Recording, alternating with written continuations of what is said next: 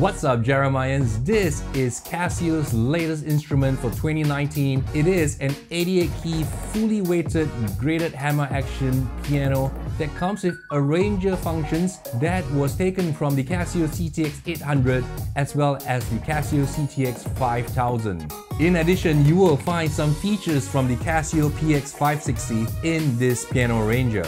In this video, I will be reviewing some of the attributes of this piano. I will be talking about the build quality, the speaker system, the features found on this piano. I will be playing some of the voices from here. I will also be demonstrating some of the styles that are built into this piano arranger. In addition, I will be telling you what I think should have been included by Casio to make this instrument more suitable for those who are beginners till intermediate level. If you're new here, welcome. My name is Jeremy C, and in my channel I make tips, tutorials, reviews on digital pianos as well as arranger keyboards. If you like content like this, make sure you subscribe and smash that notification bell icon. I would like to thank Casio EMI for sending me this instrument for review as well as for allowing me to give an honest opinion on this instrument. Let's get started. Let's start talking about the physical attributes of this piano. So the first thing you realize is that it is very narrow and very slim. The whole profile is actually no more bigger than the height of my hands, and it's amazing how Casio managed to pack so much into so little space. And it is also relatively light for a fully weighted graded hammer piano. This is only 10.9 kilos. So you can see there are some little nice touches here. These are actually speaker grooves. So you get speakers here as well as speakers behind as well. So these are the speakers that faces back. So Casio assumes that most people will be using this in a home environment, and this will be against a wall and it would resonate against the wall. Now let's look at the input options. We have a power adapter in, we have an auxiliary in where you can plug in your external player or plug in your phone and play songs from there. We also have a headphones jack that acts as an output, 3.5mm. Here we have a tri-pedal option. If you buy the optional tri-pedal, you get 3 pedals and it will behave in the same way like a normal piano with the soft, neutral and sustain. And here I have plugged in a usual sustain pedal. Now let's look at the other side of the back panel. We have a class compliant MIDI USB, and you can connect that to your computer. And on this side, we can connect your USB stick and you can download additional rhythms as well as save your registration using this USB stick. One of the biggest selling points of the Casio CDP-S350 is that it actually takes batteries, and you can operate on 6 AA batteries, and you should be able to get about 4 hours of playtime using these batteries. Right now on the market, I don't think you can find an 88-key, fully weighted, graded hammer action piano of a reasonable quality that runs on batteries, which is great if you're just bringing it for some party, some event, and you want to make sure that you can play. Let's take a look at the hammer action of this 88-key arranger keyboard, the Casio CDP-S350. It's heavier on the lower ranges.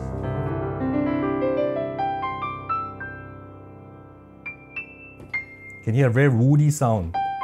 I like the sound. That's the default stage piano, number 1.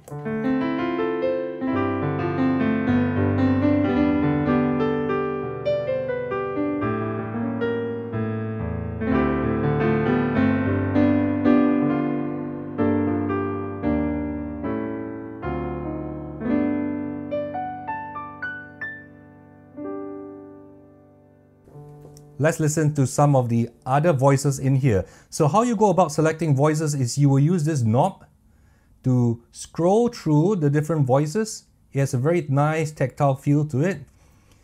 So this keyboard actually comes with 700 voices. The CTX-800 comes with 600 voices, and this is 100 more. And the CTX-5000 comes with 800 voices, whereas this is 700 voices. You can find a lot of the familiar sounds that's from the CTX-5000.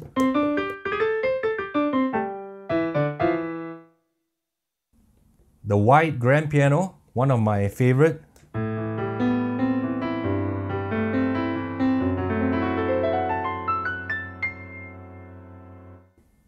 In addition, if you want to select very quickly different kinds of instruments, there is a category button that is adopted from the CTX 5000. So each press right now, category 2, category 3, the organ, category 4, accordion.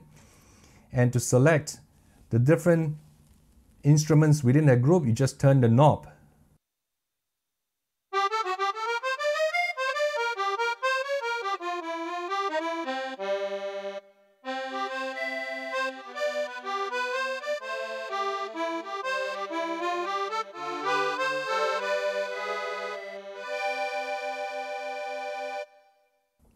And so there are a total of 18 different groups where the 700 sounds are categorized.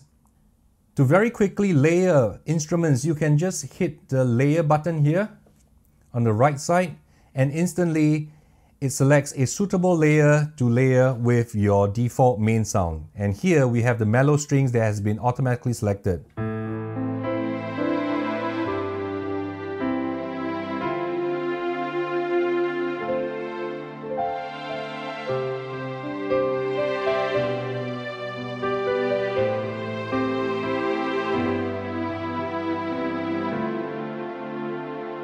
Very beautiful lush sounds, and you can just press it again to turn it off. You can see the indication of which layers are on and off on the left side of this nice screen here, upper 1, upper 2, right? In addition, you can also set split points for your song. In this case, when you press split point, it automatically selects a suitable instrument for doing a split. You can also just change the instrument to whichever you like just by turning the knob. You can tell which layer is being selected by a little arrow beside the layer that is selected.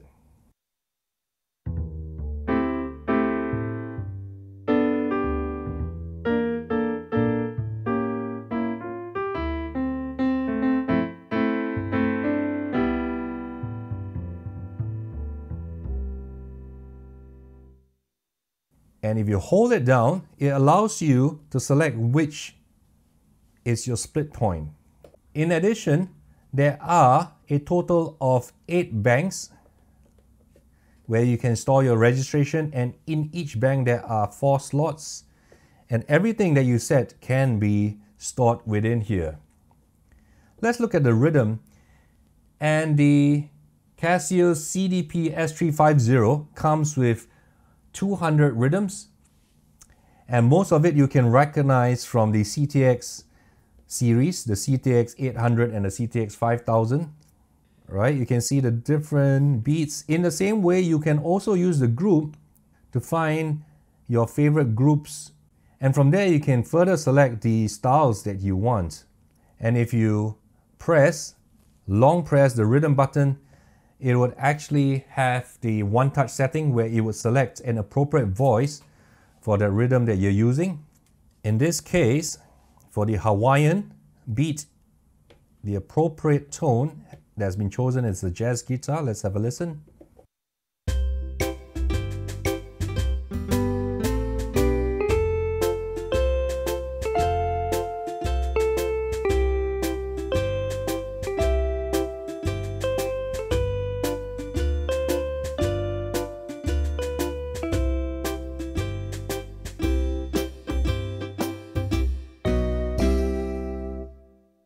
Okay, let's have a listen to another beat. So I've pressed the one-touch setting. Let's have a listen.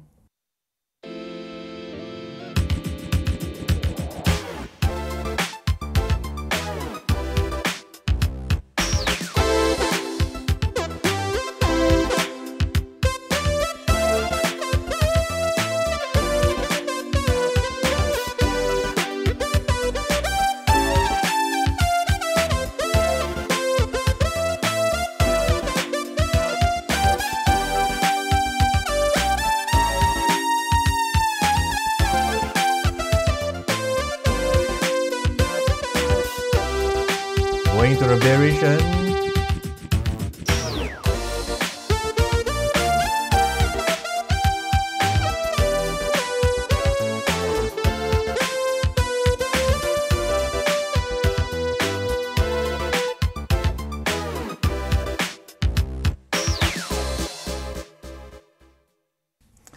let's have a listen to more tones from here. So in addition, there are also arpeggiators. 100 arpeggiators has been included, as well as auto harmony, where it doubles or triples the notes that you play on your right hand based on the chords that you're playing. So let's have a listen to the arpeggiator patterns. This is a toggle switch for the arpeggiator. So if you want to switch to arpeggiator, you got to go into the function and change the arpeggiator from auto harmony to arpeggiator. Once you have done that, all right, when you press this button, it says arpeggiator, and you can hear.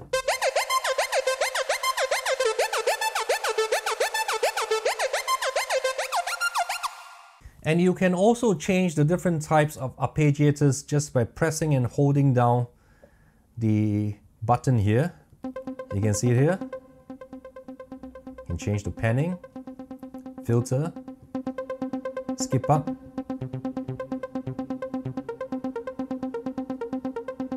Let's try it with a different rhythm and see how it goes.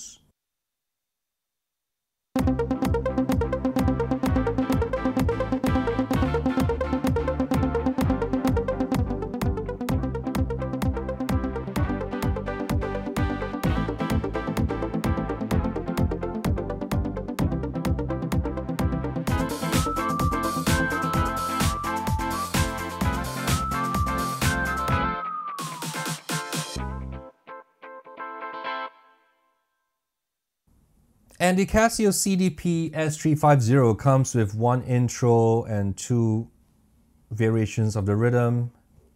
And we're gonna have another little demo for you. I'm gonna have a funk 16 beat, and I'm gonna layer it with a dynamic EP tone here.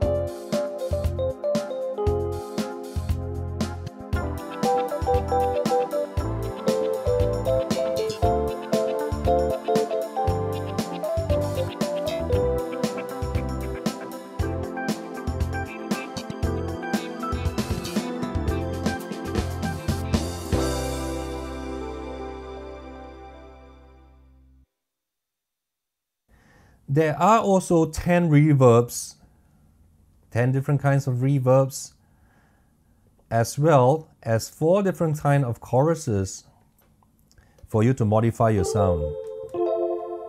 See, this is with the chorus. You can tell if the chorus is on. This part is lit up, and beside the reverb, we've got reverb as well. So let's see how it sounds with the additional reverb and the chorus.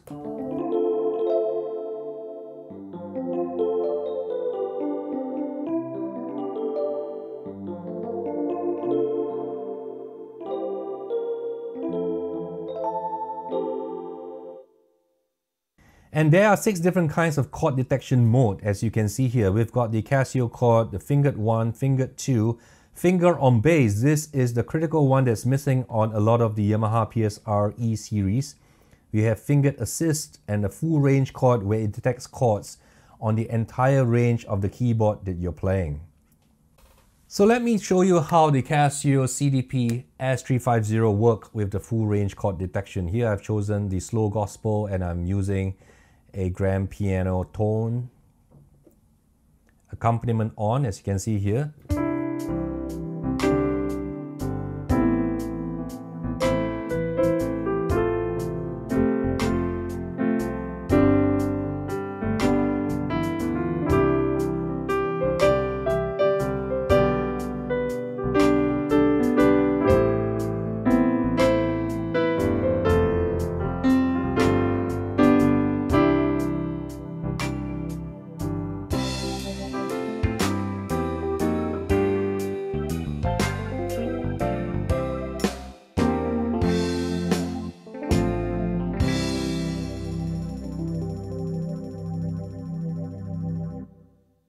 Here are some of the things that I love about the CASIO CDP-S350 after having played around with it for about a week. I love the fact that it's really compact. It can fit in any part of my house, my room, even in very tight spaces. It also runs on batteries if I need to carry it out for small little functions or small gigs.